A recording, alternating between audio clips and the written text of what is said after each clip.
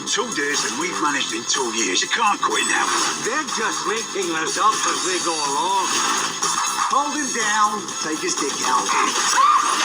Told you not to escalate. It's where the scene went. Hello everybody, welcome back to Screenstars. I'm here today to bring you my review for the 2025 action comedy Deep Cover. The film is directed by Tom Kingsley and it stars Bryce Dallas Howard, Orlando Bloom, Nick Mohammed, Sean Bean, Paddy Considine and Ian McShane. Now the film focuses on 3 improv comics. Or improv performers.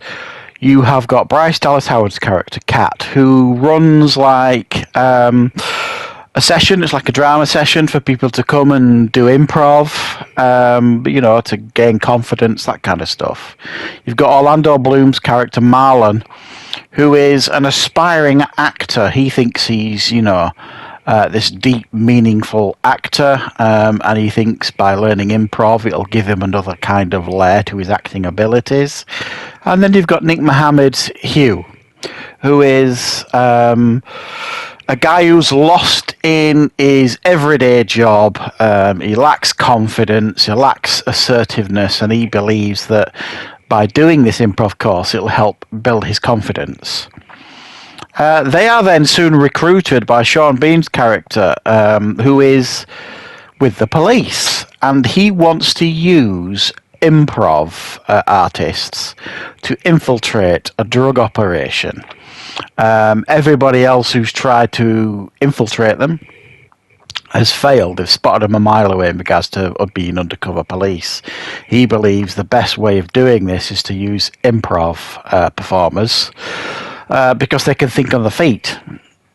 They agree to do it for £200 a day, and it all basically tumbles and goes downhill from there. They get involved way too much. They're getting deeper and deeper and deeper, and they've got to play these characters and constantly think on their feet how to get themselves out of some very, very dangerous and ridiculous situations. Right. What are my thoughts on Deep Cover? Well, I think the major thing that this has got going for it, well, there's a few things, but the major one for me is its premise. I don't recall seeing anything like this before. Improv comics, performers going undercover for the police because they can think fast, that kind of stuff. It's absolutely mental in regards to probability of this kind of thing happening, but it makes for a fun watch. There is no denying it. I think the concept alone gives this, I think, a leg up sort of thing. I didn't know a great deal about this film before going into it. I'd never seen a trailer or anything like that. So I didn't even know the premise until I kind of really started the film. And I thought it was pretty interesting. I love the concept. I like the fact that they don't necessarily use comedy actors apart from Nick Mohammed. Bryce Dallas Howard and Orlando Bloom are not renowned for their comedic turns, but they're all very, very good here. And do you know why it works is because they are just kind of doing what they do. They're not trying to be funny. They're trying to be actors playing a part, playing a character, and this character is also acting and playing a part, doing this improv stuff. And I would imagine for an actor, a performer, that's probably quite a tantalising prospect. You know what I mean? It's, playing a character within a character, within a character sort of thing. And I think they all do really, really well here. I liked all the performances, the fact that inside they're absolutely terrified and dying and cringing and all them sort of things, but on the outside they keep this premise up. So you've got Marlon, Orlando Bloom's character, that plays the tough guy, and he does it really, really well. I mean, some of the things he comes out with are just absolutely ridiculous, but he plays that character really, really, really well, and he gets away with it for the most part. And you got Bryce Dallas Howard's character, Kat. She's kind of plays her kind of character as like being like the leader and the really confident and all that kind of stuff. And but the problem is you've got Nick Mohammed on the team, who is the most inexperienced of all of them in regards to improv. And he is basically just himself. He's improvising as himself. So he's kind of stumbling along and just playing along, and he gets into all sorts of situations in regards to trying out coke and all sorts of stuff. And so they just get themselves into mad positions.